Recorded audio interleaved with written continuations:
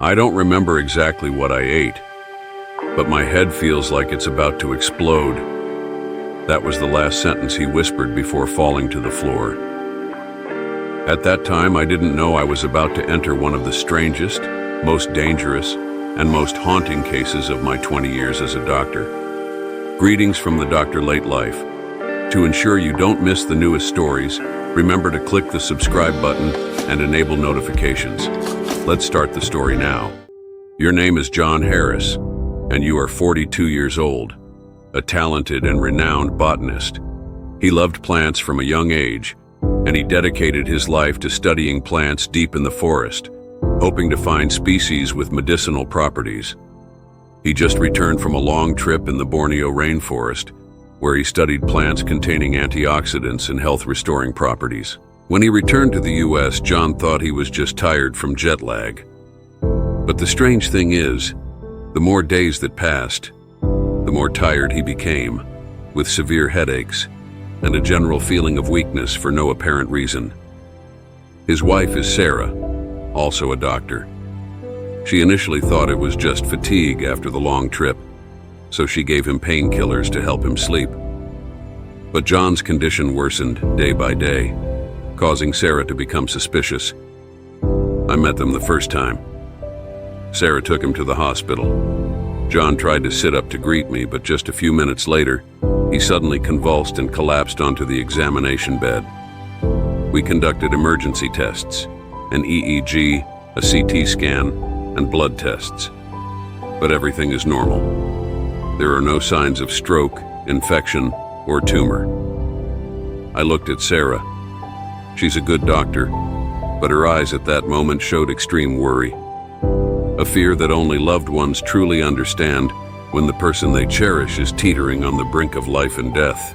John began to experience short-term memory loss, couldn't remember the names of his relatives, and didn't even recognize his wife.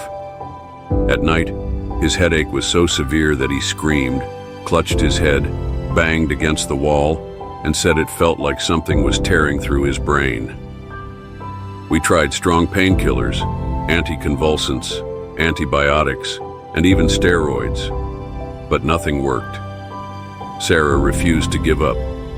She began to sift through all the images and research notes John had taken during his trip to Borneo. In a photograph, she saw a very strange red plant whose surface had small movements that she initially thought were dew or insects. She started looking it up. After several hours of reading scientific literature and specialized blogs, Sarah discovered that the plant species was a host for an extremely rare parasitic worm, commonly found in reptiles. In some tropical regions, they can cause hallucinations with light contact. But if they get into the nervous system, the consequences can be fatal.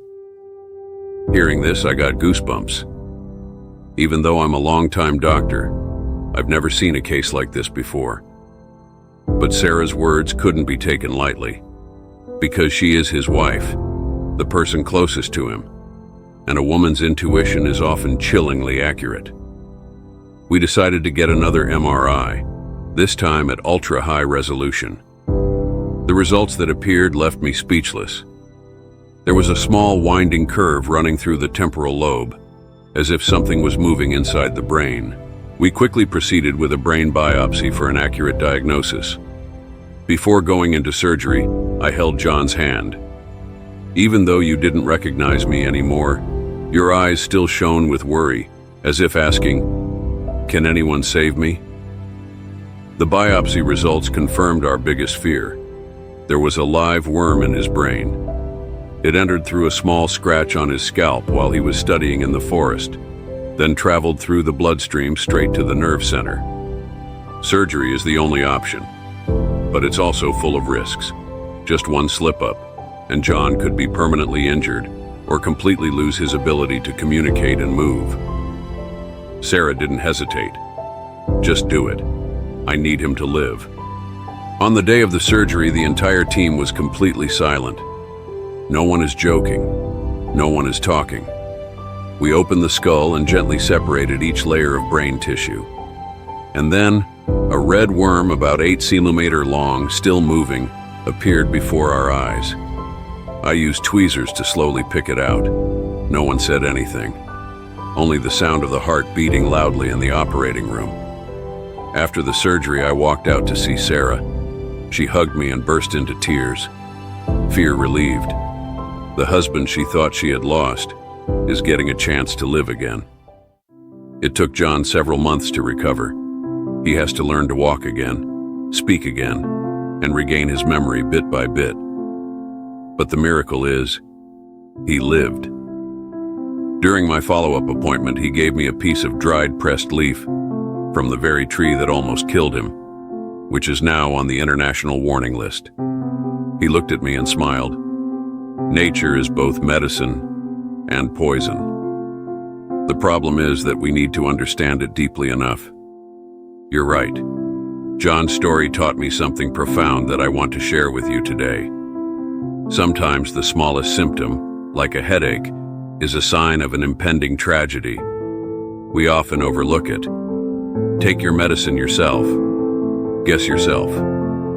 But don't do that. Because sometimes, the scariest thing isn't screaming. It just whispers. And I am Dr. Late Life.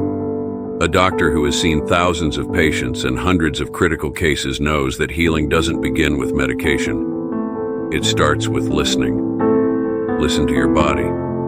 Listen to your loved ones. And listen to even the smallest whispers before they become unrecoverable screams.